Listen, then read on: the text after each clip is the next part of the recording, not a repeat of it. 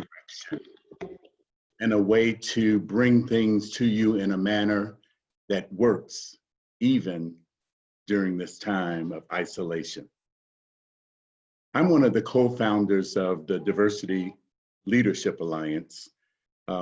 My co-founder, rest in peace, Christine French, would be proud to see us today still meeting during a pandemic. She was the kind of person who figured things out. And as you see, DLA has continued to figure things out. 18 years ago, we started this platform to educate, empower, and to bring information to people, largely corporate leaders at the time, but we've expanded tremendously to youth and everyone in the entire community. Because as Christine used to say, you and I sit right in the middle of community. Our average workshop attracts around 100 to 125 participants monthly. And today we have over 150 people registered. So something about this appealed to the senses and needs of the masses that perhaps may not have been able to come to a face-to-face workshop. Our workshops are always free to attend, thanks to support from corporate partners, such as my employer, Mayo Clinic, SRP, University of Arizona Medical School in Phoenix, Cox Communications, and APS. Topics have included unintentional bias, micro inequities, microaggressions, and many others. For those of you that are new to this meeting, welcome. And for those that have been longtime DLA supporters, welcome back. And thank you for the years of continued support. DLA provides complimentary monthly workshops, hosts 125 student youth leadership program, and also administers an annual conference that boasts about 1,000+ people in early November. Although these times are very different, it's imperative that our work continue so that we can come out on the other side a more unified, respectful, culturally intelligent community. We here at DLA recognize how tough the last few weeks have been for some, last few months for others. I have a son who lives in Italy, and they've been on lockdown for more than a month now, going into 2. But as we navigate through this new normal, amid the coronavirus pandemic, our executive director, Joanna Deshay, our esteemed board of directors, and I want to reassure you that we're here to support you during these tough and somewhat uncertain times. And we will continue our pivotal work and dialogue around equity and inclusion. Most of us are working from home. As you see my background, I'm in my dining room as we speak, practicing social distancing and avoiding crowded space. And we as an organization are devoted to uplifting the community. As a healthcare professional, I want to thank you for those efforts. It's important that the public make sure they're doing everything to keep themselves from the rest of the public. It's the only way that we're going to get over this and flatten this pandemic. There's a second flattening that will be coming, so be aware of it. Don't let up now. Continue to stay in your homes. Continue to guard against public contact so that we can keep this at a distance. To help encourage you in your efforts, we wanted to provide a respite by bringing you a dynamic, content-filled workshop this month. The dialogue is around the topic of intercultural competence and teaching you how to show empathic understanding with diverse populations in the workplace. Today, our conversation starter will be Renee Bati Klug, who is an Arizona State University senior university international educator. She's senior because she's experienced.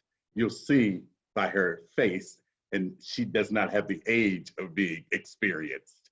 But she certainly has that recognition by the university. In just a moment, I'm looking forward to hearing from this interactive workshop with Renee. I would be remiss if I did not take the time to thank some key individuals responsible for making today's workshops possible. A very special thank you to the DLA Education Committee and its chair, Dr. Mallory Titel, and Dr. Brent Scholar, who is the education team lead responsible for helping to create this new technical platform. Help me with an air clap. Hands, hands, hands. Also, thank you to our executive director, Ms. Joanna Deshay, who continues to ensure that we're moving forward, upward, especially during these uncertain times. Thank you for your hard work and commitment to DLA, Joanna. At this time, I'd like to turn it over to Renee, who will introduce herself and begin this morning's program. I'd like to leave you with one last quote. And it's not a quote, it's actually an appeal.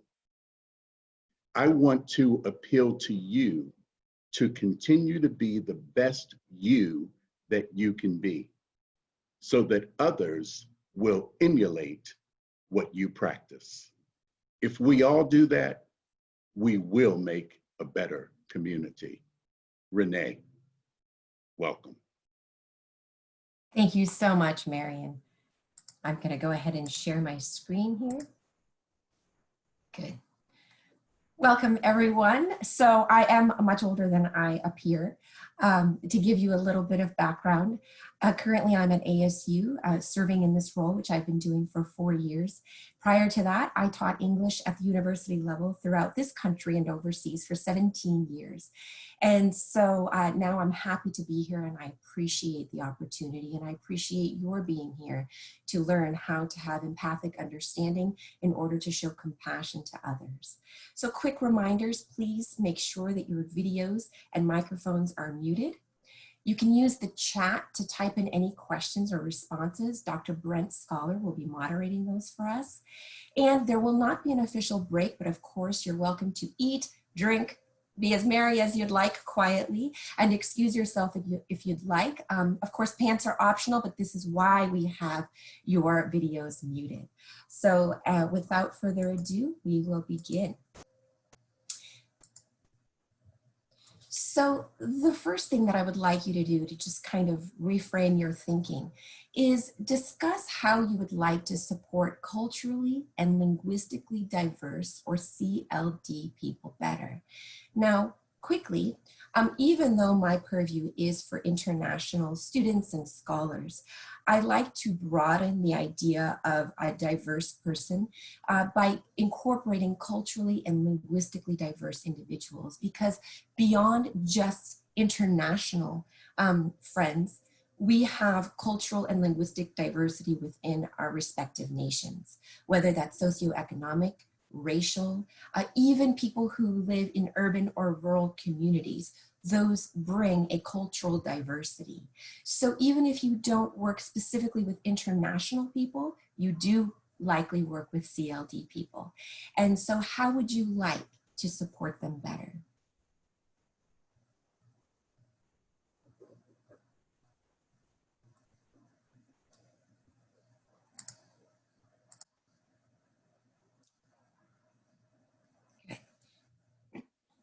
For those of you who would like to, you could share a few thoughts in the chat.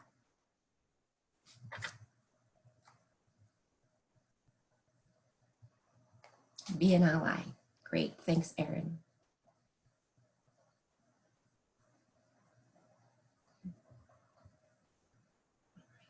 And I ask that you would just set that intention, put it down, remember it, because I'm going to come back to it toward the end.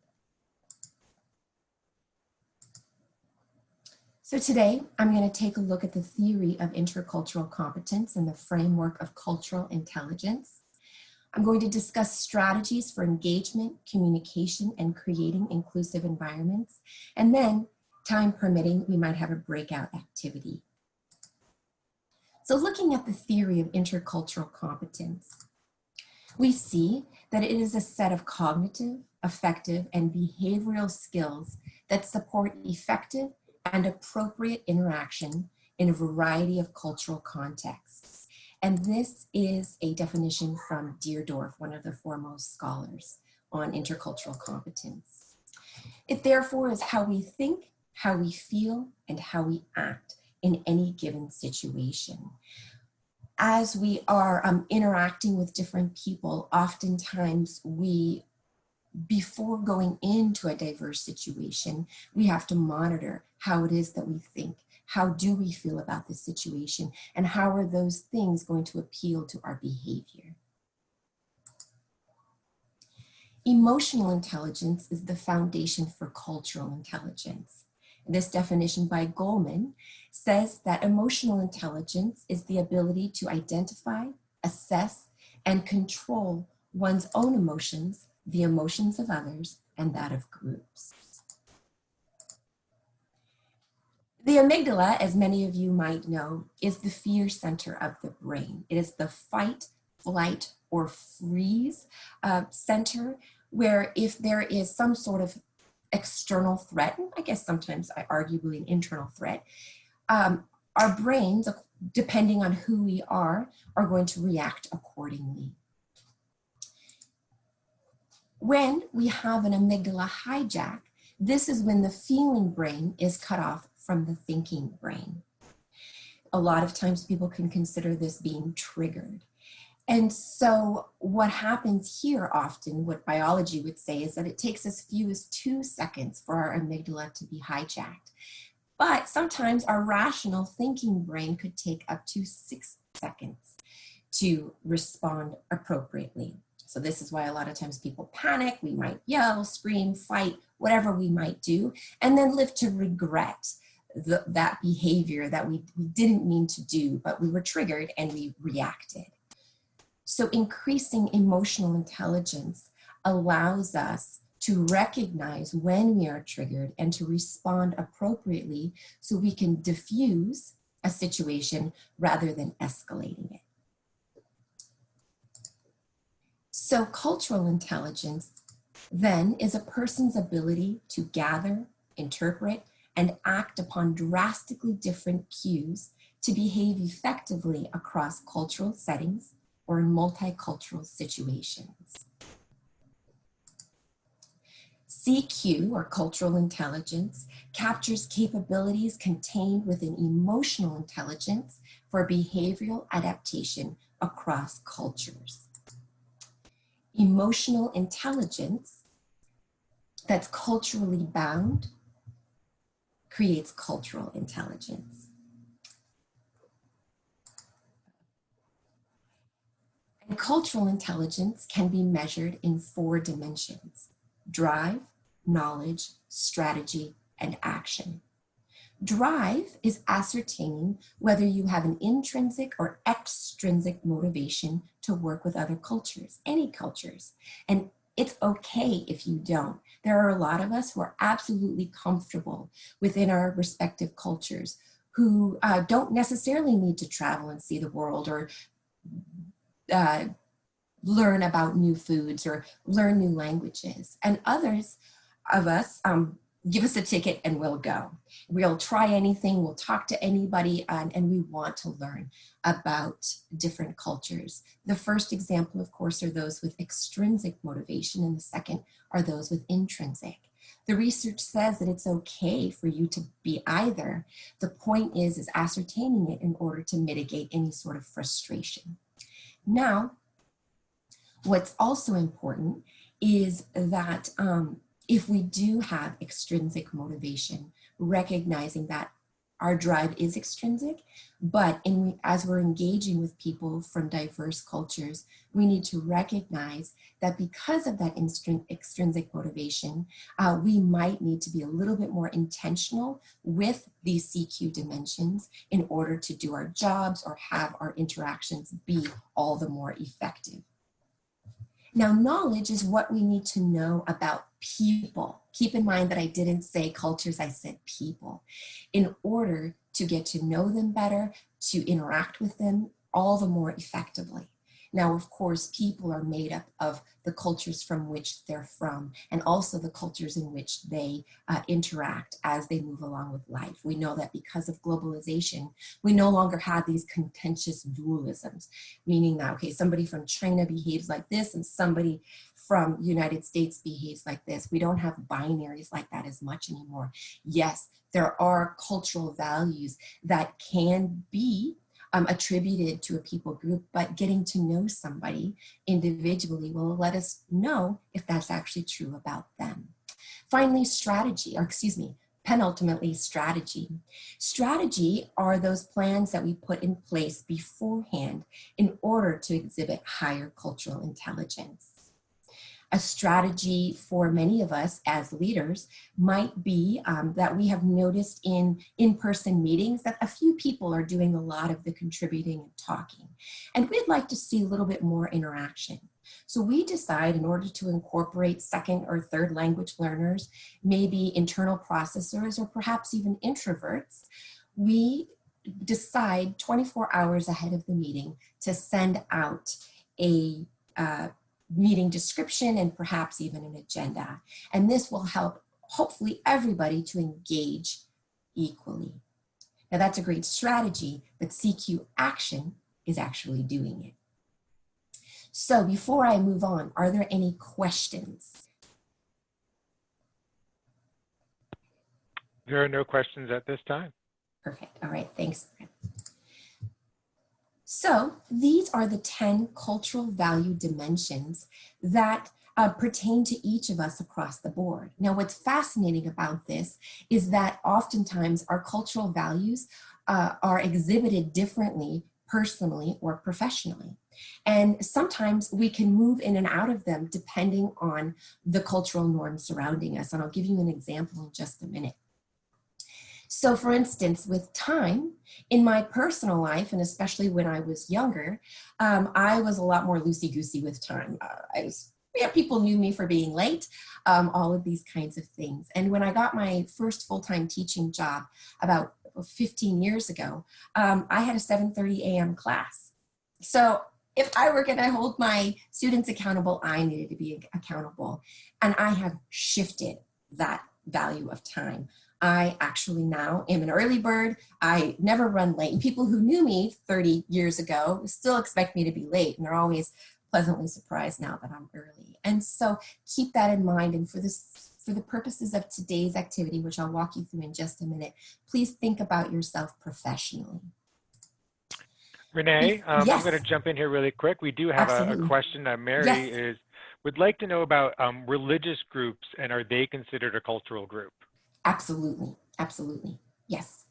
Okay, great. And Tandra, just for your question, we will be, we're hoping to be providing a recording, and we will work with Renee about providing the PowerPoint or not later on.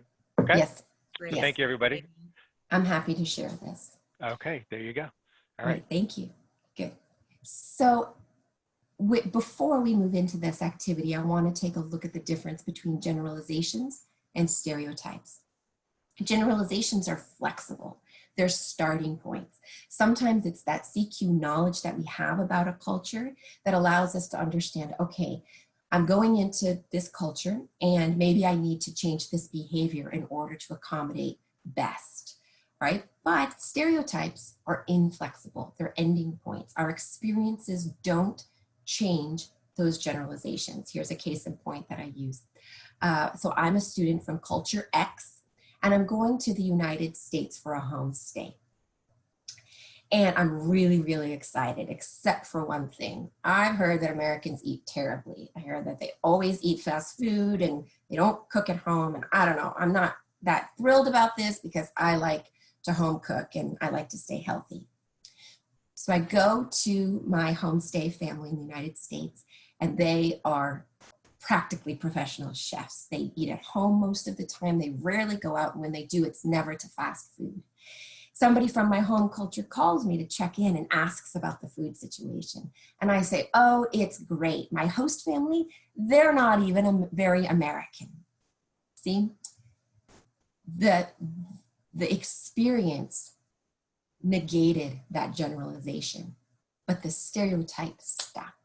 And that's what we want to avoid. Yes, you might have some generalizations and that's okay, but take the time to get to know people so you don't force them into the stereotype. So this activity that we're going to do now, and this is our first time using polls, so please be patient with us. It's called the Cultural Values Continuum. So if we were in real life together, you would all be in the center of the room. And as I put up the 10 values, I would, on the left is a description of one viewpoint on this value. And then on the right is the opposite perception of the same value. So if you were in person, if you agreed more with the value on the left, you would move toward the left of the room, and same with those who agreed more with the perspective on the value of on the right. All right, here I have a 1 through 5 spectrum. I'm going to read first the value on the left and then the value on the right. If you align more with the statement on the left, if it's extreme, you can click 1, not so much 2, right in the middle 3. If you align more with the value on the right, click 5 for extreme, or yes, very much so, 4, pretty much, but not totally, and then of course 3 is in the center. Now I'm going to remove the red bar, and then Brent is going to put up the poll, and we ask you to vote. It is anonymous. So we will look at the results, but we won't know whose results are what. All right, so here we go. And of course, consider this from your professional perspective, but do think about if it changes personally. So here we go, ready or not. The needs and desires of the individual should be protected and advanced. I view myself as an individual. Or, the good of the group should be protected and advanced. I view myself as part of a larger community.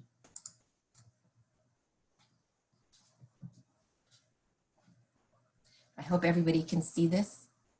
Good, yes you can, great. And we'll give you about 20 seconds.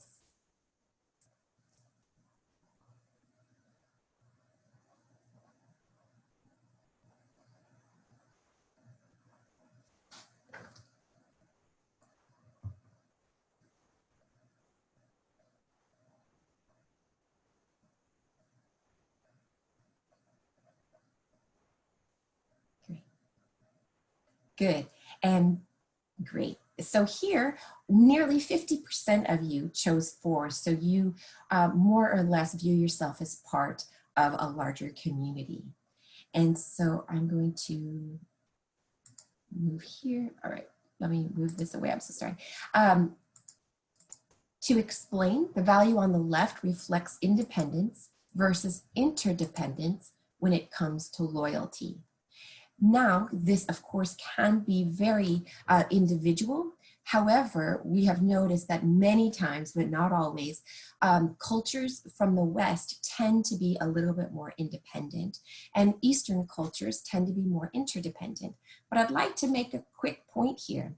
I'm half Indian. My dad was born in India before partition, and came here in the late 60s. And so I am in the both and. I am fully American, yet I can enter into an Indian culture with no problem. And so even though I'm quite independent when it comes to who I am and how I operate, I absolutely can fall in line with interdependencies if I'm moving into a cultural setting that requires that of me, all right? And so that's really important to recognize. Next, I prefer an egalitarian approach to leadership. Leaders should be, quote, one of us. Or, I prefer a hierarchical, top-down approach to leadership. Leaders should have and be the authority.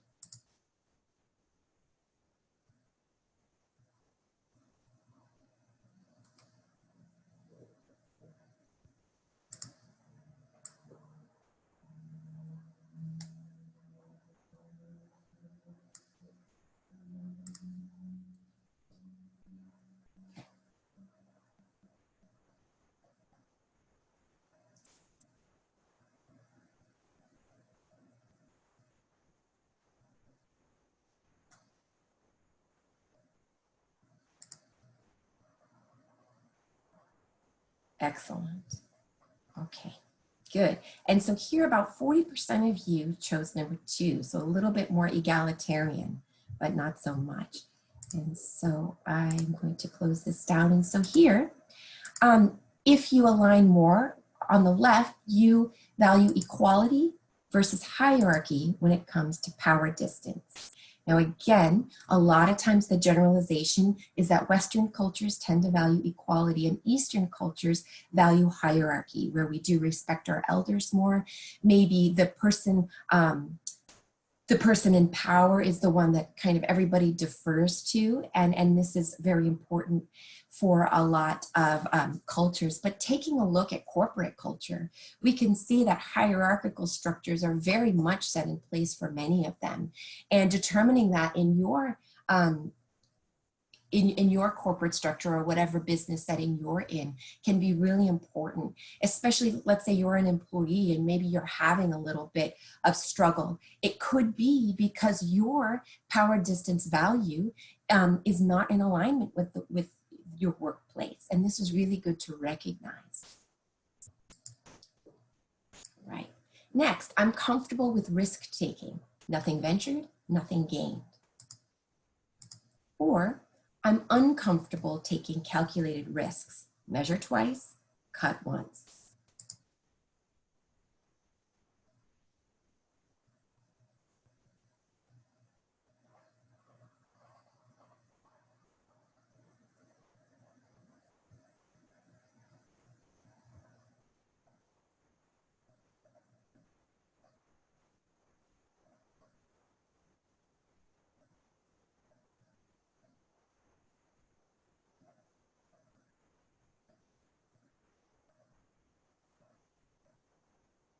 Great. So here, the majority of you picked number 2, and so very much risk-taking here. And so here, this represents that you are more adaptable versus inflexible when it comes to uncertainty avoidance. Now, this is really important to know about yourself. Personally, of course, if you have a partner with whom you are maybe investing in, if you are more of a risk taker and that person is not such a risk taker, it could have some conflicts. And of course, professionally, this is a huge component that you need to know about yourself and of course the people you work with in order to understand why you might be in conflict, why you might be making the decisions you're making, why you want to do it and why they don't want to do it. So take a look at these values in looking at where there might be possible conflicts and how we're going to move ahead with decision making depending on the culture of your company. I prefer to work independently and be recognized individually, or I prefer to work as part of a group and think it's better when individuals are not singled out.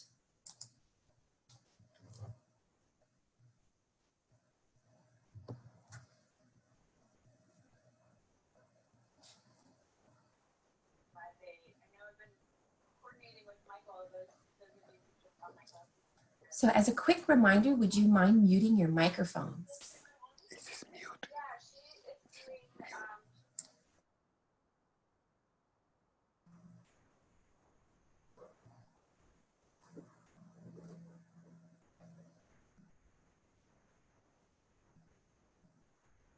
All right, and here, many of you aligned right in the middle. And so that is, pretty typical here. I'm gonna close this on. So here, you're either competitive or cooperative when it comes to competition. Now this, I'm not sure if this really has a lot of international significance. I really do think that this is dependent on the person and the culture, the corporate culture that they might be creating. And it's across the board here. And so, but it is really good to know about yourself and about the people who might work for you. So okay, we do need to recognize this individual.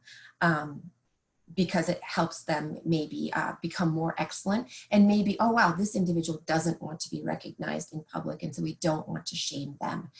Knowing this about your children is also pretty important, at least for me. I have 3, and they are about as radically different as it gets. Next, honoring time communicates respect. I will adhere to prior plans regardless of changed circumstances. My focus is immediate. Versus loyalty to my priorities is more important than honoring time. I reprioritize based on circumstances. My focus is long-term. So here, a lot of times maybe meeting shifts, like if you have a meeting set and you shift it because something else has come in, sometimes that can be represented here. And yeah, before we go to the polling, I'll just explain what it means. And in personal lives, sometimes this is appropriate. Maybe you've had friends, plans with a friend, and something comes up with the friend. Maybe the person's tired, or maybe, I just don't feel like going out, and they'll cancel, they'll reschedule, whereas other people won't reschedule to save their lives. So that's the difference here between immediate, with the ones who will not cancel, or long-term, the ones who are okay shifting things around.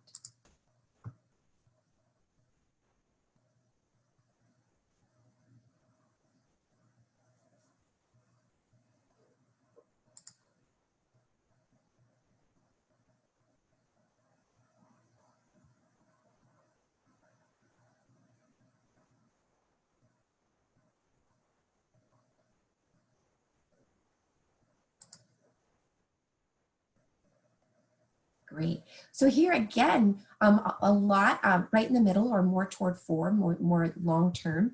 And so, but we have quite a diversity here. Nobody really on the extremes, which is interesting. So here, you either value more that time is strict or flexible when it comes to the value of time. I prefer communication that is explicit, direct, and clear. Or I prefer communication that is more indirect, emphasizing harmony and saving face.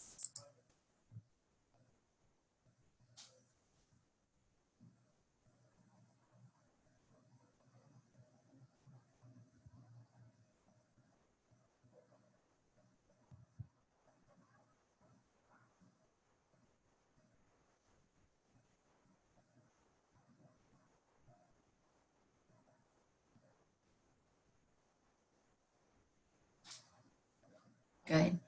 So here, many more of you value more direct communication. Nobody aligned with 5, so nobody was on the extreme saving face kind of value system. And I want to talk about this quickly, but you either value directness or indirectness when it comes to context. What I find so fascinating here is this can very much be tied to culture.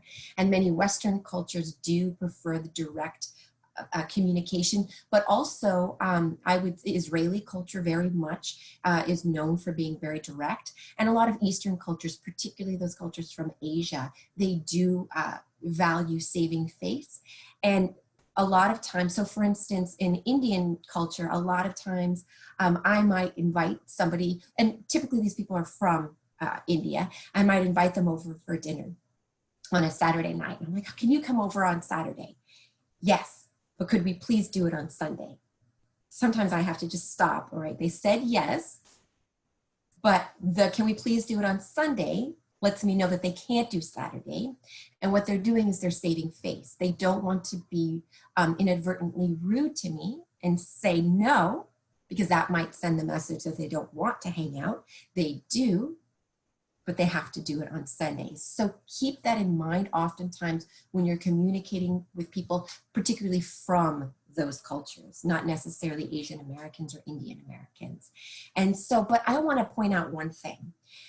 In the United States, where we do often appreciate and believe that we're direct, think about how a lot of us give criticism. It's a sandwich: compliment, criticism, compliment.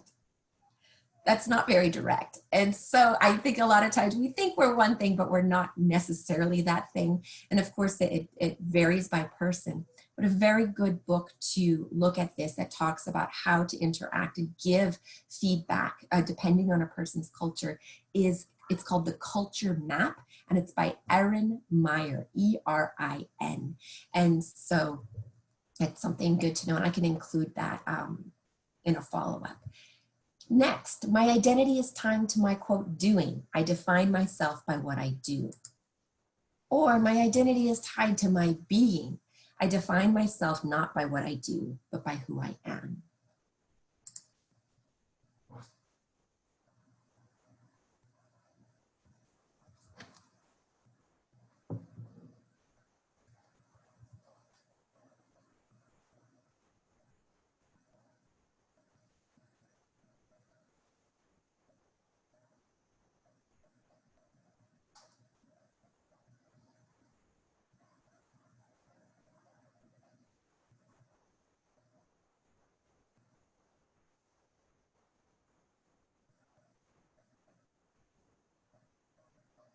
All right, great. So here, a lot of us aligned with the being. But you know, I think it's kind of right in the middle here. And I know with the advent of theorists like Brené Brown, we have moved from being more of a doing culture to more of a being. So here, you value doing versus being when it comes to identity. Next, the same standard should be applied to everyone. Or making exceptions for friends and family should be expected. Now again, this is in business.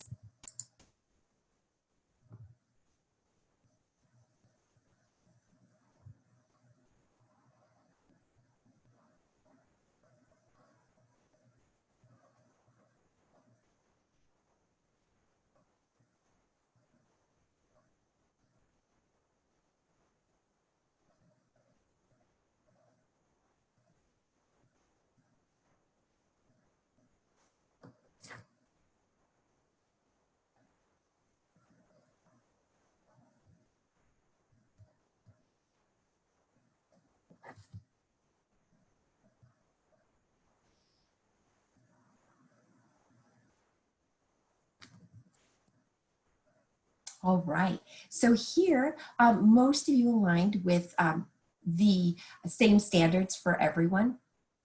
And so let me close this down so I can get back to my slides. So here you either value universalism or particularism when it comes to fairness. Now here, this can run the gamut universally. I really think it's our personal standards here. And again, you've got to define what those values are for whoever it is you're working for in order to uphold these things. And we see this in politics, we see this in business, we see this all over the place, the extreme on each, and I'll leave it there. All right, so I tend to express myself freely, whether that's demonstrating anger or joy, or I tend to keep my emotions to myself. People rarely know how I'm feeling.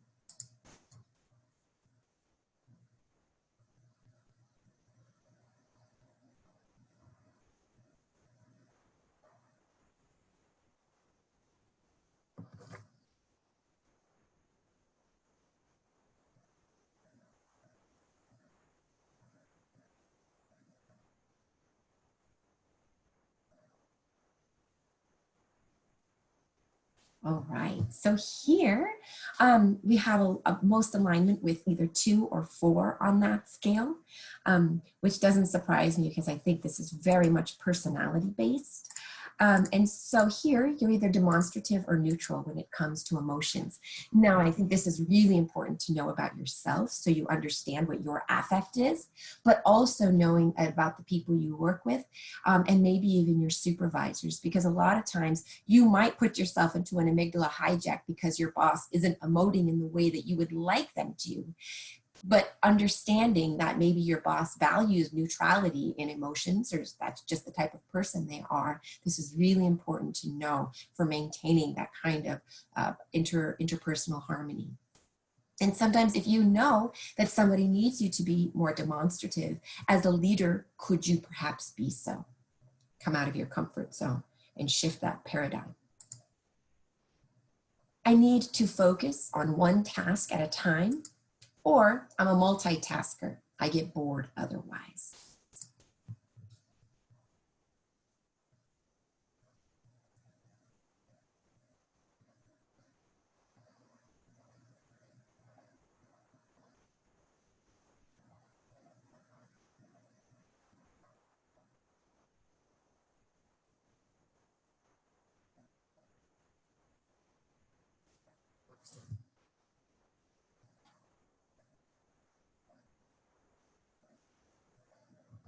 Good. So here, a lot of us do value multitasking. My oldest daughter is 10. When she was 6, she said, "Mom, I don't believe that anybody can actually multitask." And I'm not sure if I'm not a good multitasker. So you either value unitasking or multitasking when it comes to focus. This is also really important to know about the people who work for you. If you are giving multitaskers singular tasks, their attrition rate might be quite high.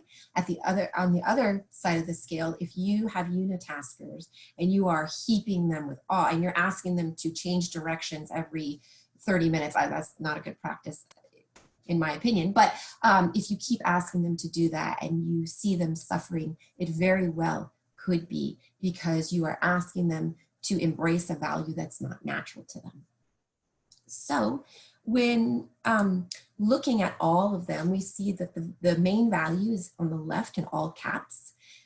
And then the two ways of looking at them are on the right. Again, not binary when it comes to cultures and not binary when it comes to us, but we can be on this spectrum.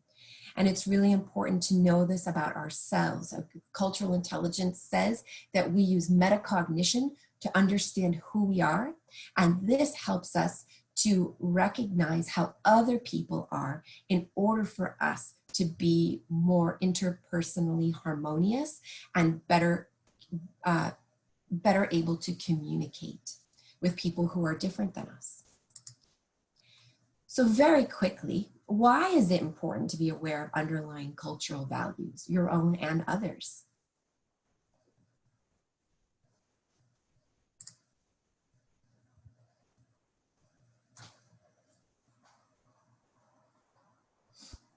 Renee, we're going to go back for a really quick second. And Yes. if people want to put a comment in about this, we can share and read them off.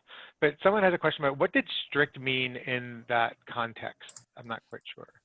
Strict in time. So meaning that I think that was Marion's question. Strict with time means that you uphold to your commitments. You don't do a lot of canceling. You are strict in being somewhere. If you have to be there at 8, you'll be there at 7:55, right? You're far less, the professional term here is loosey-goosey when it comes to time.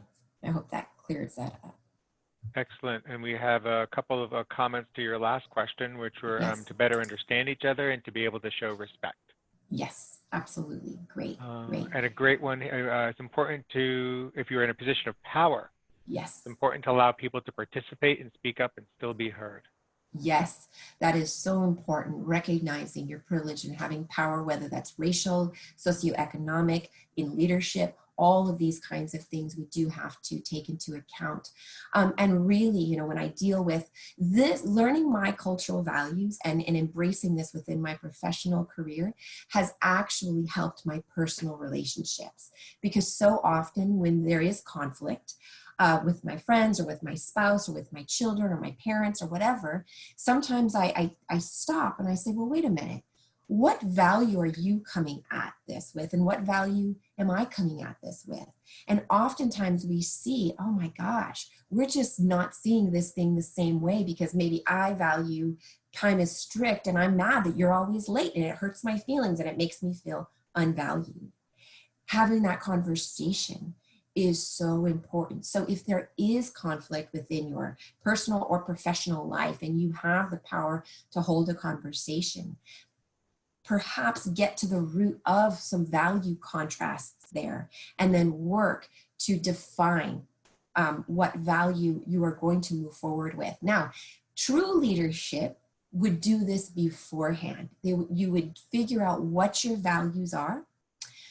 This is why so many corporations have mission statements or charters. It's there saying, these are our values, here's what we uphold. And when it comes to equity, inclusion, social justice, all the more need for these kinds of statements to be made, because we're recognizing that we value diversity, and we recognize that with diversity comes multifaceted opinions and viewpoints. And so here is what we are going to present as our core values in order for you to best align with us. So if you are a company that says we value strict time, now everybody who's entering into your sphere understands that. And so if there are consequences, they know this beforehand and not after you've yelled at them. All right, I see some comments have come in, Brent. Yes, we have one that's saying that it helps make things not blurry. Yes. And then also recognizing and valuing differences in people's values helps avoid being judgmental about others. Absolutely. Yes, I forgot to say this, but that reminds me, a lot of times we think, well, that's the right thing to do. Yes, in a lot of cases that might be true, but it might not be right or wrong. It might just be how you view it, because in other cultures, what you view as right might be quote unquote wrong. So this is why it's so important to recognize these cultural values. Good. Anybody else before I move on? Yeah, we'll go with these last three here really quickly. Yes. Helps you from getting personally hurt when you realize conflict may not be intended to insult like yourself. Yes. We also have, it's imperative to understand cultural values because it ties into a person's individual motivation and then their personal guardrails. Would you like to respond to both of those? And then I'll read, oh, one more came in and then we'll move on. What's the best way to address, oh, this is a question, so I'll hold that question for a second. The other one is sometimes people in authority seem to have more latitude or more information. Would you like to comment on those three, and then I'll ask the question? Sure. So in general, with all three of those, what that's underlining is the value of increased emotional intelligence, right? Knowing yourself, knowing others, which leads to cultural intelligence, which is recognizing the diversity that all of the cultures that people represent, how they're bringing that into the meeting or into the workplace, and how we are going to navigate that. So thank you for bringing that up. And I think, hope that what I just said encapsulates and addresses all three of those comments, but thank you. And the question? So the question is relating around value differences. It looks like specifically time. And what's the best way to address value differences regarding time? And an example is when the boss is flexible and the rest of the team is more strict. This is difficult, and I will say, and having worked at several different companies, corporations, this is one of the most frustrating things for me. Here is what I will say: if you are the leader, making this explicit, what your value is important. And if you are coming into a corporation, understanding this about the leadership and about the culture, I think is important beforehand, so you can make the most informed decision about whether it's a healthy place for you to work. Now, your question was, if it's already happening, what do we do? I think this merits a good conversation, one that is based in mutual respect, and recognizing maybe now, I guess my question to you is, are conflicts coming up? Because if conflicts aren't coming up, then maybe we let well enough or leave well enough alone. But if conflicts are coming up, maybe you can take some of that evidence, present it in a neutral way that's very respectful, and not make it, this is a fantastic way of not making conflicts personal, but recognizing the core value that's at stake. And I hope that clarifies things. And there's a follow-up from the same person about, should that conversation be one-on-one or as a team? And then we're going to move on. Should that conversation be one-on-one or as a team? You never want to make anybody feel ganged up on. Lots of prepositions there. So that's my one caution. You could gather the evidence as a team and present it very diplomatically, maybe in paperwork. And then maybe one person would send that to the leader, and then have the leader take the next step to decide if this should be a group meeting or if this should continue to be one-on-one with somebody who's delegating it. I think just respecting that, not making anybody feel ganged up on, is important. Excellent. Thank you very much, Renee. And we'll move on. Thank you, everyone, for Great. your participation. Great question. Yeah, those were fantastic questions. So now we're going to move on to a little bit of ownership of privilege here, which is uncomfortable for a lot of people, but I'm going to give you the why behind it. And this again is from Deerdorf. She says, and this is from her dissertation, I used to think the most important characteristic a person needed to qualify as interculturally competent was empathy. I have come to believe that while empathy is still essential, it is now, in my opinion, of secondary importance to the primary characteristic of compassion. So empathy is a person's ability to adopt the perspective and experience the emotions of another person, while compassion extends the viewpoints and feelings contained in empathy to include the desire to help. So this is so important, especially now with this global pandemic. And as much as we can help, yes, we empathize with a lot of people, but so often, and maybe many of us feel immobilized, which I understand, but the mobilization comes out of compassion. And I just love this distinction. And compassion, of course, also evinces high CQ action. So how do we do this? Where do we begin? We start with recognizing our implicit bias. These are the attitudes or stereotypes that affect our understanding, actions, and decisions in an unconscious manner. They encompass both favorable and unfavorable assessments. They are activated involuntarily and without an individual's awareness or intentional control. Implicit bias are determined a lot by how we grew up, where we grew up, who raised us, maybe our religious or political backgrounds, conflicts we've had with those. We might have a positive bias and an experience creates in us a negative bias. And a lot of times we don't even recognize those until maybe trouble comes up, or we are making value judgments not even based on somebody's behavior, but by their character. And we see these kinds of things. So an example of a favorable might be something I did 10, 15 years ago when I first got health insurance. I went and sought out all female East Indian doctors, right? I did that because I was like, I want to empower my fellow Indian women. And that was great, but it was still evincing a bias, even a favorable one, because it was to the exclusion of all other doctors. And so that's a good way to measure this is this opinion, is this value, is this consideration to the exclusion of anybody else? And if it is, it might be a bias. So here are some questions you can ask yourself. Who are your 3 best friends? If they look just like you, act just like you, are similarly educated, same race, same religion, I get that, but still it is evidence of a possible bias. At the same time, if your 3 best friends are totally opposite you and maybe alike each other, that could evince a bias that's negative toward who you are and your own identity. So you don't have to share this, but just think about it. The next one is really difficult because it would seem obvious. Do you automatically exclude certain neighborhoods as places you might live or send your kids to school? A lot of us are like, absolutely, we want the best for our kids. But think about the ramifications that this has with neighborhoods that are less advantaged, people who haven't been given a lot of access, equity, and opportunity.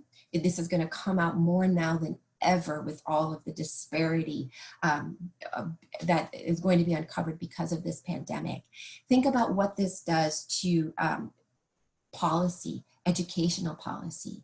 The advantaged neighborhoods get more access to equipment, to maybe more experienced teachers, and less advantaged neighborhoods might not. And so the biases that we have then perpetuate further inequities. Now, I'm not telling everybody to move, but I'm asking everybody to take a look at this and recognize that there's so much woven into the fabric of our societies that start with these biases, and they can really end up causing a lot of atrocities. Next, do you only date a certain type? You know, that could be, I had a student once, she's like, well, is it wrong that I only want to date a guy from this opposite culture of her own because I think our kids are going to be cute? It's positive, but it's a bias, and it's to the exclusion of other races, and it might not necessarily be true. So, you know, hate to be the bearer of bad news, but, and so this is something important. And this is important to remember when it comes to things that we think, well, of course I want to marry somebody or date somebody who has XYZ traits. But what about people who don't? Why aren't they in consideration? And finally, this is underscoring tokenism. Do you have a, quote, gay friend or a Black doctor? A lot of people say, well, I'm not racist. I'm inclusive. I've got a Black doctor. Or my one friend is gay. All right, that's good. I'm glad that you're diversifying your circle. However, if they are the only people whom you can refer to, what might this say about some biases that you might have? Now, I understand people might live in places where there's not as much diversity, but at the same time, what might you do to expand those circles? Good. All right. Okay. Well, before I move on, are there any questions? So yes, we do have a couple of questions. Well, someone's asking about the pandemic and the impact of hidden biases. Is that something you're going to be actually hitting on a little bit later? Possibly, yeah. I mean, what I mean by that, and I'll say it now since it's on the table, is because of, I think 17 million people in the United States alone have filed for unemployment. That is going to create an entire divide socioeconomically. And then we're going to, and if you look further into what communities that in unemployment is impacting the most, we might see that is primarily communities with people of color. And so this then goes to the higher meta-narrative in the United States of racial disparity and access that has not necessarily ever been given to certain communities because of their racial identities. At the same time, when it comes to socioeconomic disparity, we see it even within our schools right now. How many students at ASU, where I am, at the elementary school level, when we moved to home learning and online, there are a lot of students who don't have personal computers. There are families who don't have the internet. And a lot of us might think, well, how is that so? It's 2020. Well, because of socioeconomic structures of disadvantages that people have based on whatever their personal circumstances might be. And so this pandemic has been helpful to the extent that it allows us to recognize where these disparities are, where these inequities are, and how we might go about recognizing them, but more so addressing them when we come out of this. Are we going to do that? And those of us who are in power to do something, what are we going to do about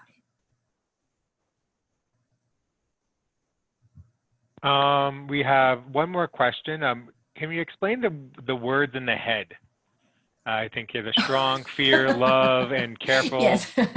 So this is a graphic that I got from somewhere else. But yeah, you know, this might just be a graphic, but, you know, just two different people, not necessarily pertaining to this. And I might have to change this. I'm so sorry. But just looking at, you know, the way some people think versus the other. And it, you know, and I'm going to take a look at that. I'm not going to comment now, but I'll take a look at that and I'll include it elsewhere because I'm not sure that it necessarily reflects the question and I might have to change this graphic. So thank you for pointing that out. Anything else? No, that's all we have so far. Thank you everyone for staying with us. We're at 10 o'clock now if you're taking a look. So we're about halfway through and some great activities ahead. So please stay with us. Good. So now I'm going to move to microaggressions. And microaggressions are relatively slight, subtle, and often unintentional offenses that cause harm. So this is a question that a lot of Asian Americans get, people like me who were born in the United States, but we are people of color, and people don't believe us when we tell them that we are from the United States, or in my case, Phoenix. I always get, well, where are you really from? And I understand what they mean eventually. And I tell them, are you asking what my ethnic heritage is? And that's the better question to ask. Once you get to know somebody and you're curious, you might say, well, what is your ethnicity? Not where are you from?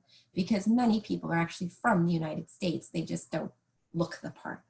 A big way that this comes up is I told you that I'm half. My mom is blonde hair and blue-eyed. And so in the 70s and 80s, when I was growing up in Phoenix, and I was probably one of two people of color in my elementary school in North Phoenix. And so a lot of people didn't believe that my mom was my mom because we didn't share the same pigmentation. And, you know, the sense of belonging that I probably should have inherently had as just a person was torn, because it was this idea that you don't belong because you don't look like your mom, or you don't look like the community in which you are being reared. And I think about what this does to people's identities. And even now, I did marry a person who is not of color, and we have 3 children. 1 looks a lot like me, but 2 are fair-skinned. And I can't even tell you how often we go out in public and I hear, are all 3 of these kids yours? Yes. Even those 2? Yes. So as my emotional intelligence has grown, I give more appropriate answers, and I will talk to you about what those look like in the next slide of how to handle microaggressions. Now, this is how to handle them when other people are microaggressing you. So this is an acronym. It's an action approach by Souza. The first is to ask clarifying questions to assist with understanding intentions. So like I said, are you asking what my ethnic heritage is? With my kids, yes, all 3, what makes you say such a thing? Or are you just looking at their color? Or I don't know, I haven't quite asked questions. I just come straight at them with, well, it's recessive traits. Because yes. Renee, I'm going to jump in here real quick. Yeah. We have a really interesting comment, and actually that I would like to, if you don't mind, I'd like to comment and ask back a question. Yes, please. So the comment was like, it would be helpful if we all stopped thinking in terms of hyphenated Americans, but instead did recognize that we are all Americans with differing ethnic heritages. Terrence, I think you're absolutely right. One of the things I'd like to put in there also is, what is an American? Yeah. This is a question actually that Renee and I went through and shared during one of our other projects that we were working on at Arizona State University. And one thing we say as people from the United States or United Statesians, we call ourselves Americans, but there's Latin Americans, Central Americans, South Americans, North Americans. So it's just something to bring a heightened awareness to as well by us saying Americans. What are we really meaning? So just want to throw that out there for everybody, and thank you for allowing me to share that. No, of course. Thank you, Brent. I absolutely concur with that. And I want to add one more point that's taking the opposite perspective. It's true that all of us are Americans, but also we don't want to run the risk of minimizing anybody's identity. So my embracing my Indianness while I'm also an American is important in the construct of my identity. Same thing with people who are Black, maybe people who are out with their religions, or maybe their sexual orientation or a gender identity. All of these things, a person should have the ability to express these things as being part of their whole identities. And so, yes, I absolutely concur with what Brent and what you were saying. And at the same time, I want to be cautious that we never minimize those aspects of our identity that make us who we are, and ultimately American. Yesterday, I held a workshop, and a colleague from Iraq sounded off, and he said, you know, I don't like calling it a melting pot because that means that everything just runs together. He said, I prefer calling it a salad because within a salad, everybody still maintains their unique identity, and the salad is so much better when they're all together. And I really appreciated that perspective. So moving back to the acronym, C is coming from curiosity and not judgment. All right, so instead of, oh, that was rude, so what do you mean by that? Or it sounds to me like you might be asking this instead of that, things like that. T, tell what you observed is problematic in a factual manner. This comes up a lot in my work where people say, well, I've worked with people from that culture and, you know, whatever negative comment X, right, that comes up. And I might say, well, you know, I've worked with people from that culture for about 15 years. And in my experience, the majority don't often behave that way. That must have been one experience that you had that was negative. And I'm sorry that happened. But just to give you another perspective, here's what my experience was, to kind of send a counter narrative, which is quite important to do, especially in the face of bias. I, impact exploration, ask for and or state the potential impact of such a statement or action on others. So this might be turning it back. Well, how would you feel if somebody said that about you or your culture or your religious beliefs? Or do you actually feel like that's true? Things like this where you're asking more clarifying questions and really in a direct yet diplomatic way, allowing the person to recognize how their words may have landed. Oh, own your own thoughts and feelings around the impact. How are you feeling? Again, metacognition. How are you feeling? What does this mean? Are you taking this personally, or is this really something that you should address? And that's important with microaggressions. Sometimes we can be smacked by one and not really recognize at first if this, should I be offended or should I not be offended? And you might need to talk about it with somebody else and then confront, if you confront the person who is microaggressing. And that's coming into N, next steps, requesting appropriate action be taken. Now, when it comes to public settings, so in your workplace, so in my situation in the classroom, and let's say a colleague is microaggressing against another colleague or a student against another student, I would say in leadership positions, we address it openly, we recognize it. Maybe we don't do any scolding, but we maybe take the first few action steps to create a more productive dialogue, recognizing the potential microaggression and the impact it may have had on the person being microaggressed. And then maybe we take that into a next step by saying, okay, I want to talk to you two after class. All right, I want to set up a meeting with my colleagues later on. So everybody recognizes that you are handling this, but you're going to be doing it independently. And so again, this is very much is how we are personally. A lot of times we don't want to confront conflict, but as leaders, I think sometimes we have to move out of that paradigm and protect those who might be experiencing the impact of bias against them. All right. So before I get to questions really quickly, I'm just going to wrap this up. If you would like to know more about your personal biases, Harvard has Project Implicit, which allows you to take a battery of tests. You do have to take it on an actual computer because you need your keyboard. I don't think it's mobile ready yet. And oh my gosh, it goes from race to age to weight. They even pit the presidents against each other. Were you more biased against Reagan or Johnson? And so, and they did Trump and Bill Clinton with me, and I was surprised by the results. And so, you know, these kinds of things, so you can take a look at that to see. And what I ask of you is after you take it to recognize that even if it's a surprise, what does that mean? For me, my bias was actually for white instead of black.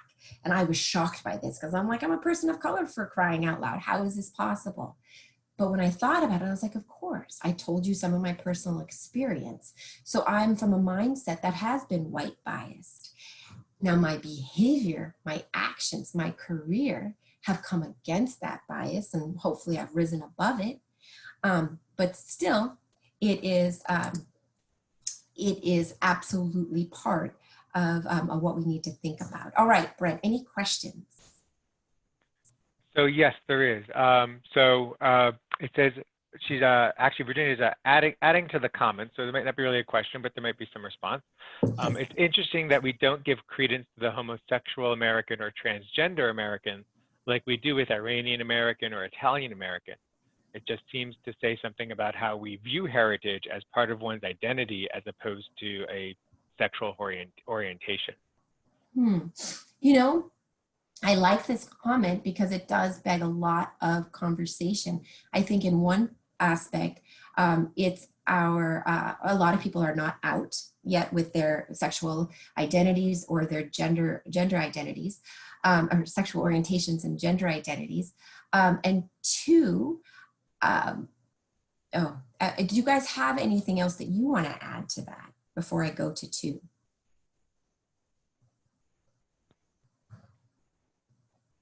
There's no additional comments on that at this time, but we can give it about 15 seconds. Sure.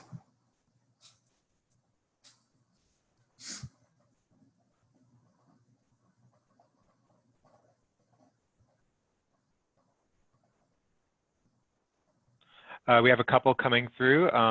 Some people say I have friends who openly say I am a gay American. And someone commented about immigration status. That's the comment, immigration status. Okay. Yeah. So yes, absolutely. And this also could underscore where we are culturally with some of these identifications. We might not be ready to recognize people who identify in certain ways. And this could absolutely be part of your question. There's a follow-up here where it says, does it point to not as much the pride or fear versus cultures? So that's kind of going with your question about our people, and let's make sure we remember it is a generalization that we're saying there a little bit, that our people in general possibly not ready, we're not pointing to anybody in particularly. So that's just Yeah, absolutely. And Mary asked, is sexuality part of our heritage though? No, it's not. I don't think it is. And so I think this may be something too. And this, of course, there's a lot of conflict and controversy where people, I think, a part of the LGBTQIA community would say that it is not a choice for them to have the sexual orientation that they have, whereas maybe other people might disagree. And so there's also that contention there that has to be dealt with, not here and now. And so that's something to also consider as part of the bigger conversation that could also underscore bias and microaggressions. Anything else before we move on? I think we can move on. They're having a great little conversation. They're going back and everyone can read it. So we're going to move on in the presentation. So hopefully we can get to our activity. Right. Yes, I know. So here are strategies for effective engagement, specifically in the workplace. First, I would like to invite everybody to lead with empathy and compassion, going back to Deardorff's quote. And I also like to remind everybody to honor culture and invite acculturation. And here's what I mean by this. When we look back at those values, a lot of times, let's say I am coming into a situation where I recognize that people's values might be different than the ones I hold. What I might do is actually, let me back up and give one from my workplace. At ASU, we proudly support a very large Asian community and students from China and the Middle East. And many of our students do prefer to go to meetings in groups. And it's part of the communal environment. And we appreciate that. However, a lot of advising appointments are done on an individual basis. And so when advisors come to me and they're like, why is this happening and how can I fix it? I say, well, honoring culture and inviting acculturation does this. If students do come to you in groups, why not honor them the first time and say, okay, I'm going to address you all as a group and we're going to take care of whatever business needs to be taken care of, because recognizing that some students might have language limitations and need their colleagues to help translate. And I think that access is important. And then the acculturation is saying, okay, next time our policy at ASU specifically is to have advising sessions one-on-one. And so next time I would like to see each of you one-on-one. So here it's not the neither nor, it's the both and. And I think, or either or, it's the both and. And I think that is most important here to remember. How do we include all most appropriately? Next, be patient, take time. Be aware of your own mindset and behavior. So often, sometimes we might be thinking, let's say somebody who we perceive as being international comes to us, and last time we had a negative experience, and now I'm scared. My amygdala is hijacked because I don't want to make another mistake cross-culturally. And instead of smiling, I'm like, right? And so a lot of times we might have an affect that evinces negativity without even realizing it, because we're afraid of the possible cross-cultural conflict that might ensue. And so be aware of that. And seek to understand with open-mindedness, which is your metacognitive CQ. Knowing yourself, it makes it all the better when interacting with other people. Because now you're aware of your responses, your reactions, how you're going to communicate, and maybe why some of the nuances are happening within that communication. And finally, please always, with everybody, assume positive intent. Next, a very large part of working with international groups specifically, but I would apply this a little bit more universally, is especially in business and bringing on negotiations. One of the foremost things that we have to do is build trust. In many cultures, it is not a black and white, sign the dotted line, here's our contract, it's solid, you can trust us. A lot of times, maybe in the West, we believe that. Hey, if he signed a document, we're good to go. But in so many other cultures, the document means nothing without getting to know you, sometimes getting to know your family, sitting down and having a meal with you. So for those of you who are interacting with international companies and you've been having a hard time coming to that final agreement, have you actually personally connected? Have you made them feel seen and welcomed and honored? What might you do to form better bonds by establishing more trust? Now, this is a much bigger conversation which has to do with more specific intercultural dynamics, and I'm happy to help people out with that. But for the sake of this conversation, that is something you might take a look at if this is a struggle within your workplace. So in terms of actual strategies, always structure the groups for success, applying CQ strategy and action. How can you incorporate as many perspectives and backgrounds as possible in the way that you are operating? Understanding cross-cultural temperaments, of course, is so important. Establishing, again, I'm a broken record unapologetically about this, establishing clear and consistent expectations. If people do not know what you want, they are not able to do what you want. Creating personal bonds when able. So often at ASU, we find that international students sometimes leave offices of faculty or staff and they're like, why didn't they ask about my family? And us from the American United States perspective, we're like, well, we don't usually do that in business. And see right there, there's that value contrast where some people want to be asked about their family. And so I say to people when you're interacting, maybe ask them about themselves. And if they offer information about their families, then you know that they have that value. And let's say they're asking about a father, or they're revealing that their father is going into surgery. Maybe the next time you see them, wrapping back around, how is your father doing? That goes so far in intercultural communication. And of course, addressing conflicts immediately, evaluating possible value differences. Again, an unapologetic broken record there. And here are some effective communication strategies. So recognize communication styles. We talked about indirect and direct communications before. And so understand if the people within your workplace, which one they value and which one they operate with, and recognize that as you're going into negotiation or just conversation with them. Understand the culture behind negotiation and assertiveness. For many cultures, particularly in the Middle East, negotiation is part of the fabric of discussion, where no is not the end. No is just the beginning for further discussion and even debate. And so this is something that I always like to underscore, that I would venture to say that people from the Middle East who are engaging in negotiation are not meaning to be disrespectful. They're engaging in something that is innate to them communicatively. And so the example I give sometimes is, if I go into H&M in the United States and I want an outfit and it's $49.99, and I go up to the counter and say, I'll give you $19.99 for this, I'm not going to get the dress. But if I go to a lot of other cultures and I spend $50 on a dress, people are going to be like, oh, you could have gotten that for $20, right? And so this is the difference between how different cultures communicate. And it behooves us all to recognize that so we can not have as many conflicts and so we can operate effectively.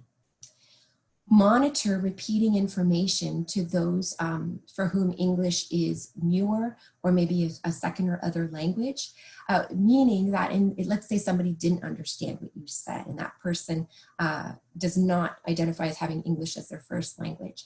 Instead of saying the sentence in a totally different way, try to break down the statement that you just said. And this gives them a little bit less to have to translate. Be aware also of on both ends, speed, rhythm, and accent. A lot of times just asking somebody politely to slow down is okay.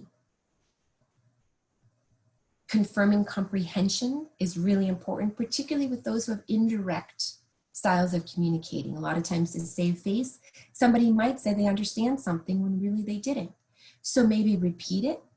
Ask them to demonstrate it if that's not disrespectful or condescending. And, okay, show me that you understand that, or let me see, or demonstrate it, that kind of thing. If you feel like you are having a hard time understanding, you could say, listen, put it on yourself to save face. I want to make sure that I help you. Can we write this down to make sure that I've got all of your points? And then consider your language. Humor is the last to land when learning a second or other language, and I would argue a first language as well. So be careful, because often sarcasm can be taken literally and you don't want unintended consequences. Monitor, of course, your vocabulary, your use of slang and pop culture references, and idiomatic speech. So that's a piece of cake.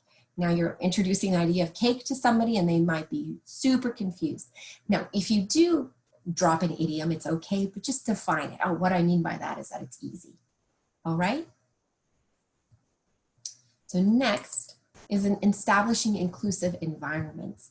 Here are 5 key principles to inclusive workplace environments. 1, establish and sustain interpersonal climates that includes and encourages belonging for all. So in your looking at this beyond this workshop, what might you be thinking of? How many cultures are represented? Could you have international potlucks where everybody brings something in that's personal to their families? And maybe we don't necessarily single out culture. Maybe we say what's important to your family. And then for people who are cross-cultural, like me and like possibly many of you, we say, hey, this is a family dish, and here's the story behind it. And then you get to know people all the more. And a lot of people like to eat. Of course, we can't do this now, unfortunately, but when the world starts spinning again, hopefully we can. Again, make your expectations explicit and write them down, post them, do what you can. Select content that recognizes diversity and acknowledges barriers to inclusion. All right, so here, I'll give you an example. So when I taught literature for years and years, I used this anthology and I love it. But what I realized lately when I went through it, a lot of the literature that I pulled from it 10, 15 years ago were from some of my favorite authors who happen to be white males, like Chekhov and Hemingway. Great, they're fantastic authors, but what I would do now is make sure that I include authors female, who maybe who have different gender identities or are part of the LGBTQIA environments, who have different cultural identities.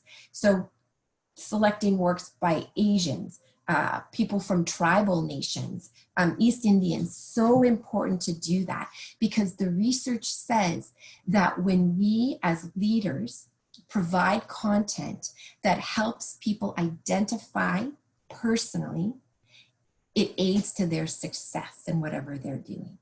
Now, this particularly is research in an educational context, but I would like to cautiously but confidently extend it into the workplace environment as well. When people feel seen and heard and understood, they will be all the more confident in doing what they do well. For design all course, or excuse me, I forgot to edit that for this presentation, course or meeting elements, or group elements for accessibility. If you are showing videos, they should have closed captioning on them. Reflect on beliefs about your expertise to maximize self-awareness and commitment to inclusion. So a lot of times we're like, well, this is the way we do it. This is the way leadership does it. This is the way I've always done it. Well, maybe in a globalized world, as with things progressing as they are, what might you do to create more inclusive environments? So before I move on to our last piece, which is about navigating COVID-19, are there any questions? Maybe we'll go for like 1 minute here.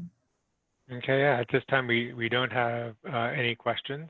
All right, and I hope that was helpful. Again, I absolutely will share this information. We do have and I will add one comment that just popped up. Thank you, Sarah, for sharing. It's like she would like to add using gender neutral language in materials and content as well. Yes. So as an English teacher, I innately had an issue with using the them pronoun for singular subjects. So, you know, Mary likes to ride bikes, make sure they get a bike. All right. That used to just make my skin crawl. But even though it's my preference as somebody who is in my field, I would rather honor people than grammar. And so I will use the they, them pronouns. And what I do to make it all copacetic for me is now I just change the subject. So it's a plural subject, plural pronoun. And so when I can, I will change that. But that's something to consider. And I've had to make that paradigm shift because I want people to feel included and seen. So very good point. Now, in moving to considerations for navigating COVID-19, here are some thoughts and strategies. I want to share this with you from Tolkien, The Fellowship of the Ring. I wish it need not have happened in my time, said Frodo. So do I, said Gandalf. And so do all who live to see such times. But that is not for them to decide. All we have to decide is what to do with the time that is given us. So with that, research reported just last week that over 650 of Asian Americans reported racist acts. This is entirely unacceptable, and I tend to get emotional. I'm going to try not to get emotional. And even this week, it was reported that there were several Black men specifically who had gone into different department stores with masks on in order to protect themselves and others during this pandemic, who were escorted out. And there was conflicts that happened there. We also see that within a lot of tribal nations on the reservations, because of access and equity to medical treatments, the virus has run rampant, and there is a lot of unnecessary death and pervasiveness of contagion because of access. And so this is something that we need to be alert for, and again, providing a counter narrative against it. So according to the World Health Organization, they say that stigma occurs when people negatively associate an infectious disease with a specific population. People are being labeled, stereotyped, separated, and or experience loss of status and discrimination because of a potential negative affiliation with COVID-19. So if we see this, now of course, it likely is going to happen over social media. Here is some research, here are facts that you can use to counteract some of the racism that is happening. specifically with calling it the Chinese virus, the Wuhan virus, or foreign virus, which is unacceptable for a number of reasons, which we looked at. It can incite violence against people groups, but more so, according to WHO in 2015, they updated their infectious diseases naming protocol to include that they are no longer allowed to use geographic locations, people's names, species of classes or animals or food, like swine flu, cultural, population, industry, or occupational references, or terms that incite undue fear. So a lot of people ask me, well, what about the Spanish flu? They used that in the naming in 1917. So keep that in mind. As times change, so might we. And so same thing, Middle East respiratory syndrome, even Lyme disease, which I did my graduate work on Long Island, and Lyme disease is rampant there. I had no idea that that would not now no longer be considered an appropriate name. So this is something that you can use to provide that counter narrative. So now, what does COVID-19 stand for? Recently, there was an Arizona representative who on his private Facebook page talked about how the C represented Chinese. It does not. Here's what it represents. The CO is corona. The VI is virus, disease, and then 2019 when the virus was first discovered in Wuhan, China. All right, and of course it's gone pandemic. And so this is the true nature behind the naming, right? Now, in navigating online environments, so many of us, if not all of us, have moved to online environments. And I attended a webinar a few weeks ago that was hosted by the Association of American Colleges and Universities that asked us to do the following. Consider relationships, engagement, motivation, and communication. How can we connect with people in a way that we used to, that we are no longer able to? Maybe we do need to have more phone calls. Maybe we do have more Zoom conversations. Maybe we check in a little bit more, send emails out, text. How can you provide a sense of engagement in a new world? Second is collaboration. Now we know, and I, for one, can attest to this. I have 3 children where if we're all, plus my husband, and we're all 5 working on our devices, and sometimes the internet can crash and things can be problematic. And sometimes I've got to help them. I can't necessarily attend to something right here, right now. So for those of us who are used to working synchronously with our teams, might we provide more access, especially to people who are juggling a lot of different things, not just families. This is not to the exclusion of those without families, but maybe we can try things asynchronously, where we allow people to work in groups, but we set a goal and we do what we can to work there together separately. Keeping in mind the globally minded and the inclusivity. Again, depending on your circumstance, if people had to return to their home countries, recognizing that if you are conducting meetings, it might be for them midnight when it's 8 a.m. for you. And so keeping that in mind, recognizing that if you are working with people from different countries, some of their governments have stops on access to websites, even YouTube. And so let's say you share something, a YouTube video, and you're asking or even requiring everybody to watch it. Well, some people in certain cultures cannot watch it because of their governmental restrictions. So be aware of that. And finally, integration and design. We have to recreate community as much as we can. So how are we replicating in-person dynamics as much as we can within online environments to establish that community? All right, so any questions on COVID-19 and moving to an online environment? There are no questions at this time. I would just share, if anyone is moving, as we all have moved to an online environment, there are lots of technologies out there that can help us in terms of collaboration and such. And this is one of them that has gained lots of popularity. So thank you again for joining us today, everyone. Yes, absolutely. All right, now in wrapping back to where I began with intentionality, I would love for you, a big part of cultural intelligence is CQ action, which is putting into place your drive, your knowledge, in order to create a strategy that you can ultimately say, hey, I put this into action and I'm evincing high CQ or cultural intelligence for those of you arriving late.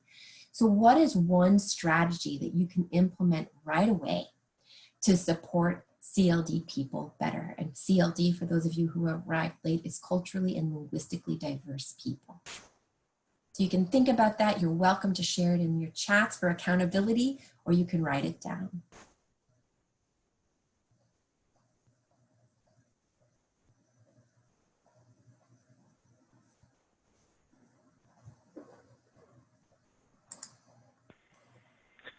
Renee, you get a big shout out. Someone saying hello to you, Yes. just so you know. Hello, John McCrudden. So John McCrudden was my boss from 2000 to 2002 when we were on Long Island. And now, as serendipity would have it, we are both in the Valley. So hi, John. Yeah.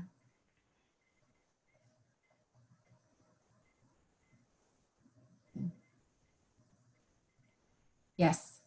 So I see some people coming up, use multiple channels for communication and have recorded lectures. Yes, yes, yes. And if you do have those recorded lectures, please make sure that if you're uploading them to YouTube and keeping them private, that you do go through the closed captioning that is done automatically, because if you're already in an institution that requires ADA accommodations and stuff, it will not be covered on the automatic writing of it. Just something to be aware of. Yes. And for those of you who have corporate Zoom accounts like I do through ASU, it does create a transcript alongside of it. So make sure it can. So make sure you have that setting put in place, understanding that it's not perfect and you might have to go through and edit it to make sure that, you know, it's not, a lot of times it's nonsensical. So just make sure. But what's great about it is you can click on the sentence that doesn't make sense and it cues up the video to that same place. So you can just listen to the video and edit as needed. Great. So we are going to go ahead. And we were going to be doing our best to do that for this recording as well. Yes. Yes. So it may take a little while for us to get it out. So please be patient with us. I think, are we going to move on now, Renee, to the fun part? Yes, I don't think that there are any questions, but here we go. Okay, so we are going to move on to an activity, and this is the first time I've done it at all. I've never done it in person or online, and so I'm excited. So this is an activity to kind of pull it all together with self-reflection and considering why our language, why our perceptions matter, and why it makes a difference to maybe change some things. So this is called I Am, But I Am Not. And I got it, it's a activity that was shared by Massachusetts Institute of Technology. So the directions are thus. So if you wouldn't mind, you can grab a blank piece of paper or your phone, whatever you can. And I do apologize for not warning you about that sooner. Draw a line down the center of the paper. On one side of the paper, write the heading, I am.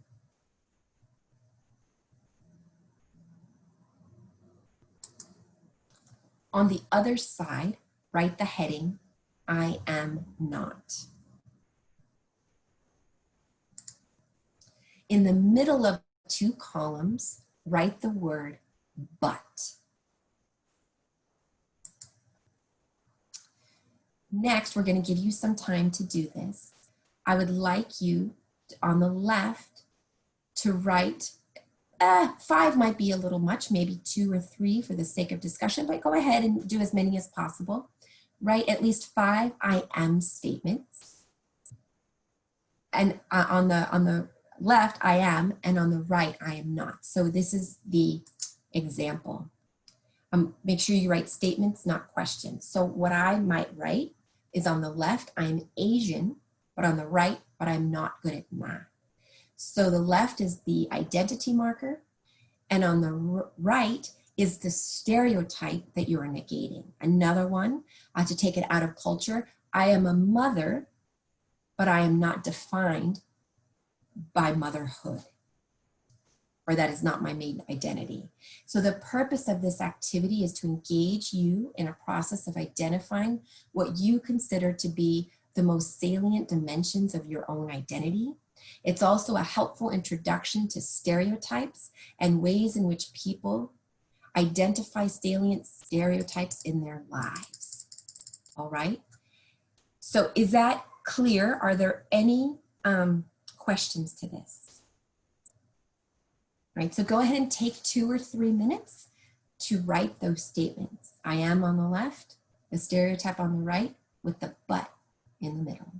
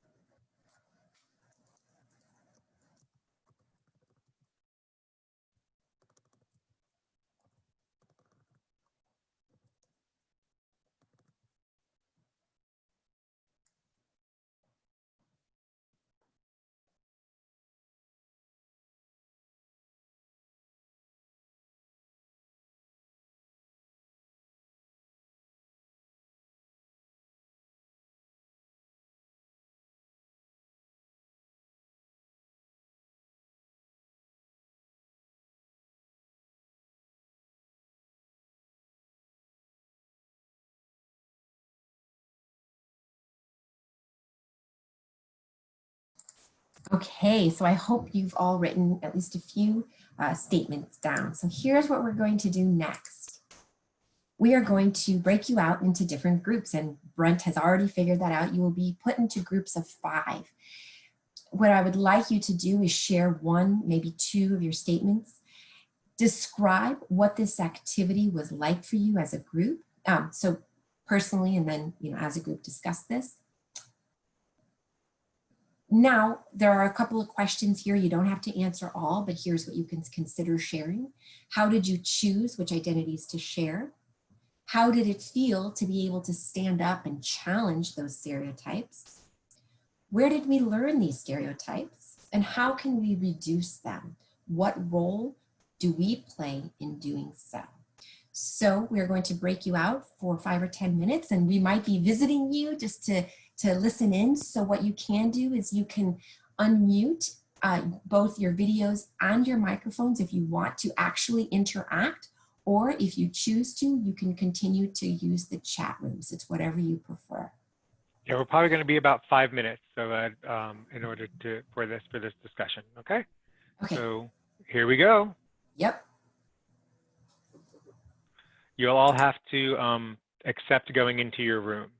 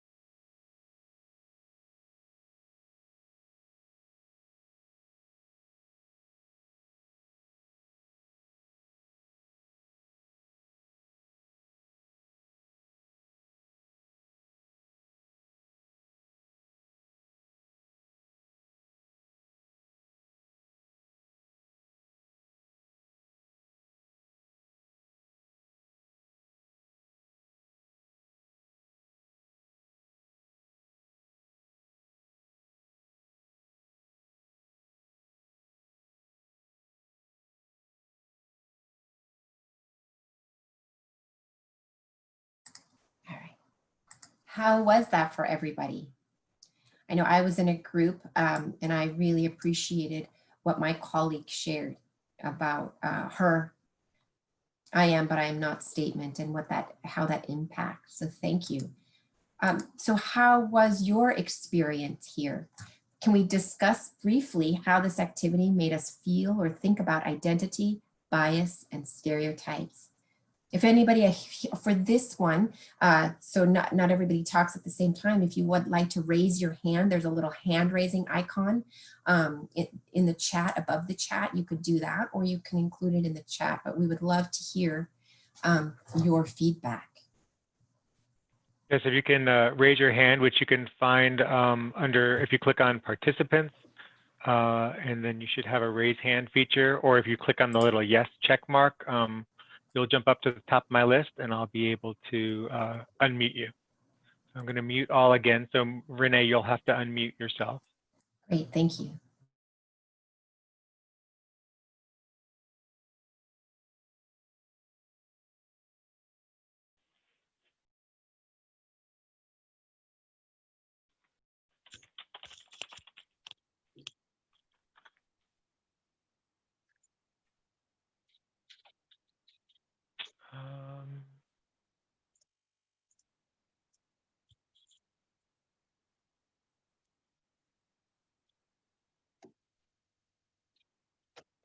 Somebody who has a picture up, I can't tell who it is, but it's kind of a sepia. Angela Salazar, would you like to say something?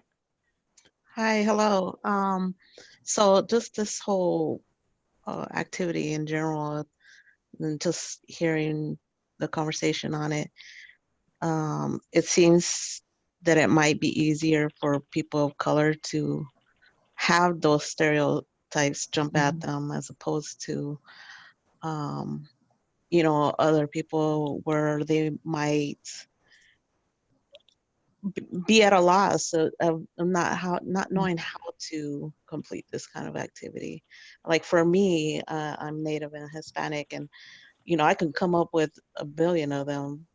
So my initial one was I am Native, but I'm not an alcoholic, because I've heard that many times. You know, not personally, but friends and family, or I've heard of scenarios where they've gone into a convenience store just to buy something, and you know somebody yell at them saying, oh, you're just going to get drunk, or something to that effect. So that was my view on this activity. Thank you, Angela. That's really impactful and important for you to recognize. And I would like to hear from diverse people, even if you aren't a person of color, after Tandra speaks, you know, if you are not a person of color, how did you interact with this activity? But go ahead, Tandra. So the one that I shared was that I am a Black woman, but I am not angry. That is a huge stereotype, both personally and professionally, for Black women. And what we discussed was how it's magnified when you're in a position of leadership. So in leadership, when you're asserting yourself, or you think you have a great idea and you're presenting, you can sometimes be seen as aggressive, whereas you can have a colleague who presents something in the exact same manner, who may not be a woman or a person of color, and that would be seen as a great idea. And that's that difference of assertion versus aggression.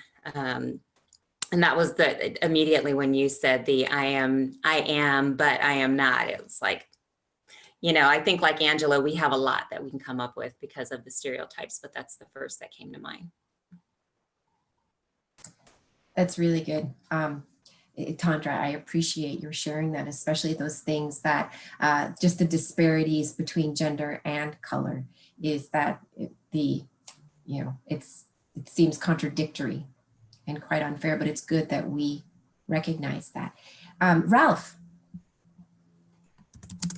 Well, thank you. What I can say in my portion of it is I'm Puerto Rican, And I constantly hear about how Hispanics are constantly drinking and that's what they do.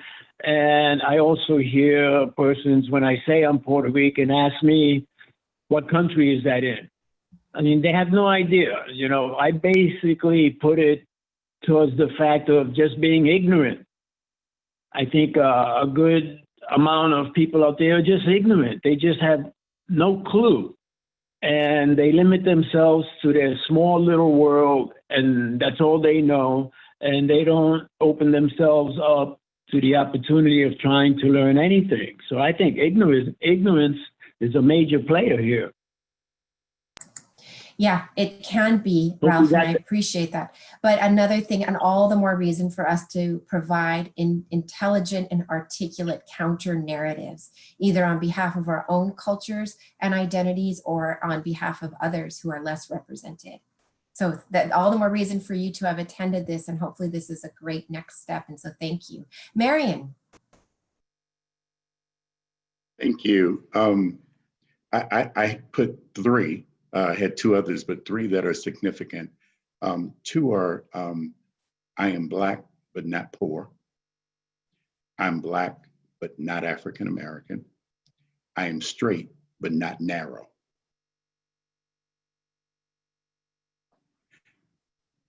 And so talk to me about the second one. I am Black, but not African American. I would really love to hear your thoughts on that.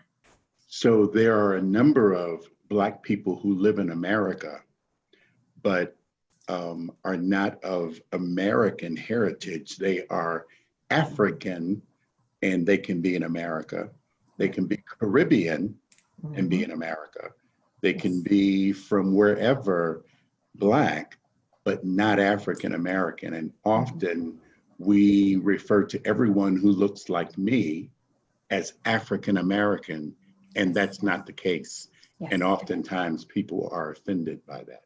Yes, and to clarify, you know, in my work, I get the question a lot: can we, or should we be using African American because of the PC, the political correct term? And I suggest to people using the term Black. Do you agree that that's the best, just to say across the board that that is the best use to be most inclusive? Because you don't always know if somebody's American. Yeah, Black is an all-inclusive term for anyone that has melanin like mine. Yeah.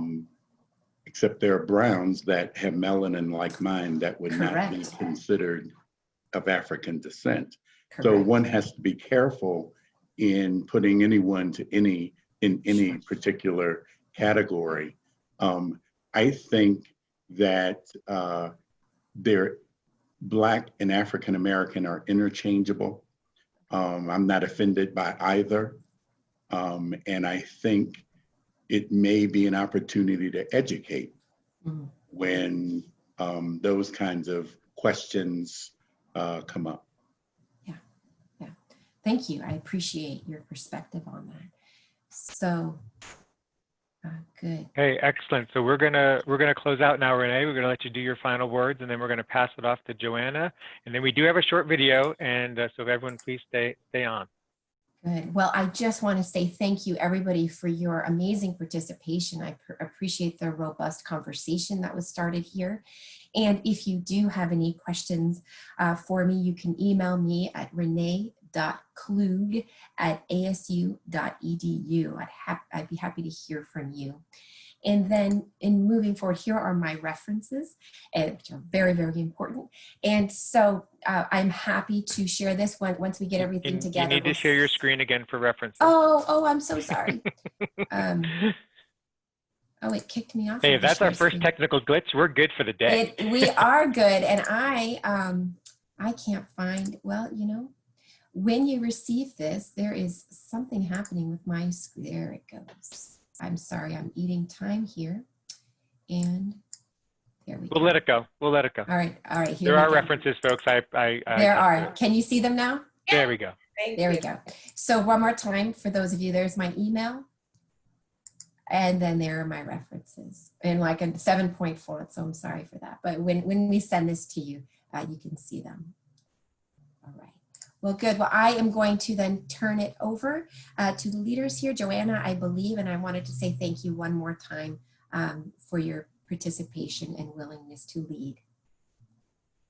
Absolutely. Renee, you're getting my air clap. You know, those jazz hand claps? Yes. You were wonderful. Thank you so much. This was a vision of ours to be able to ensure that we did not miss a beat with our constituents. Learning is something that is lifelong. And for a lot of the individuals that are in DLA as an organization, the idea of constantly learning in a moving world is really vitally important to us. So thank you for helping us bring this to fruition. We are really excited. I'm so glad to see so many of you on here. And I just want to say a heartfelt thank you. I really am grateful. Brent, thank you for all of the hard work. You all have to know how much it takes to get a production like this. Yes, that's for Brent also. Thank you so much, Brent. Very grateful for it. I wanted to leave you guys with something today that I think will allow us to kind of level set and just digest the information, the great content that we just all received. And I wanted to just kind of echo to everyone that fear is not something we're going to have as part of the formula as we kind of navigate through this pandemic. So I want to leave you guys with a video by spoken word artist Prince EA that talks about what is really vitally important. And you guys, if you know us as an organization, you know how much we love our videos to kind of echo the content we've just heard. So I'm gonna have Brent tee it up. Thank you again. We look forward to seeing you all soon.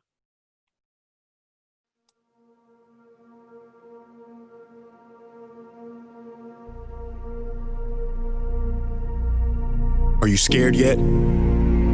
They say this thing, it kills your immune system, attacks your lungs, makes it hard to breathe, and it's spreading like wildfire, causing havoc. Your friends and family are gonna get it if they don't already have it. It's tragic, I tell you, madness. Scientists say old people get it worse, but most get it eventually. They say this is new, but no. This has been around for centuries. Look at history, it's just a different name, a different strain. And now there's no way to contain it. It infects the rich, poor, young, old, the unknown, the famous. It's dangerous. Everyone's on edge, locked inside of their homes nervously. Borders are closed, countries declare state of emergencies. Grocery stores are empty, nobody's praying in church. The world has gone to crap. No wonder toilet paper sold out first. The stock market crashed, thousands laid off work. Hand sanitizer is going for $1 million a squirt. You better not sneeze, cause no one's gonna say God bless you. They might even arrest you. I don't mean to stress you, but washing your hands obsessively in the restroom will not protect you. Friends, I'm not talking about coronavirus. Now this is a virus even more deadly. The F virus. You've seen it. It spreads every minute like an epidemic. It lives on surfaces, most commonly remote controls, TV screens, cellular phones. It makes you desperate. Doctors say every time you scroll down your feed, you get reinfected. It invades the brain, and when it mutates, it turns into hatred and blame.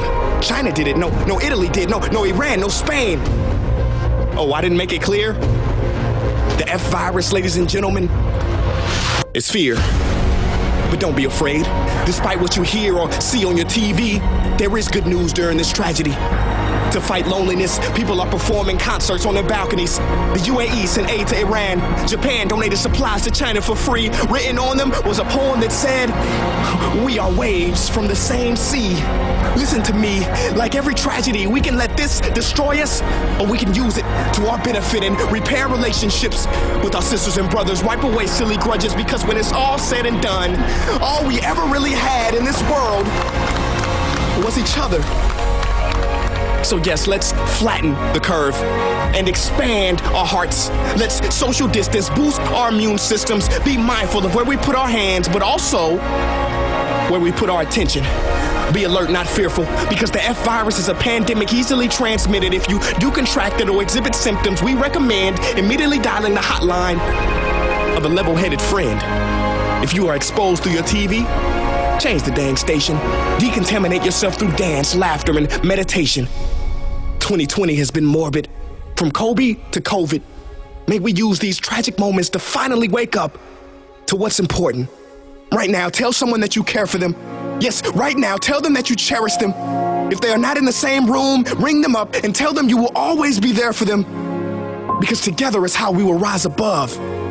The only vaccine for this F virus and every other virus is love.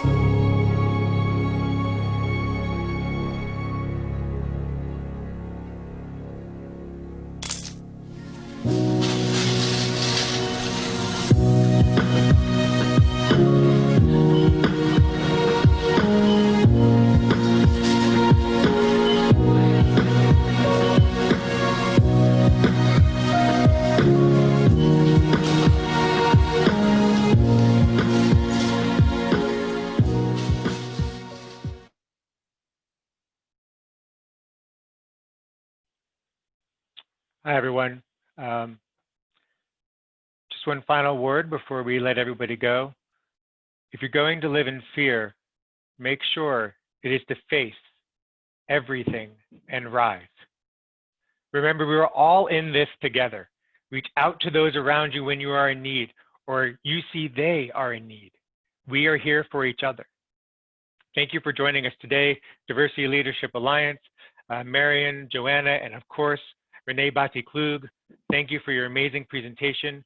We are all here for you, and please let us know what type of support you need going forward.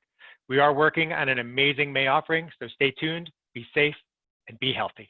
Have a great day, everyone. Thank you for joining us.